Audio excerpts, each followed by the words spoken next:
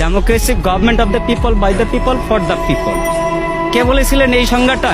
আমেরিকার 16তম president Abraham Lincoln, একজন মুচির ছেলে।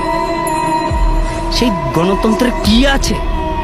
আপনি নিশ্চয়ই বলতে পারেন আমি কম বেশি শিক্ষিত। অবশ্যই কিছু শিক্ষিত। আমার হাতে কি রিক্সা? কেন? আমি ভালো কিছু করার কি আমার যোগ্যতা নাই, দক্ষতা নাই? আছে, কিন্তু আমার যাচাই বাছাই করার আমার প্ল্যাটফর্ম পাই না। তার আগে ওনারা খেলা শুরু করে দিয়েছেন, খেলা হবে, খেলা হবে। আরে কি খেলা হবে? আপনি কি খেলতে চান?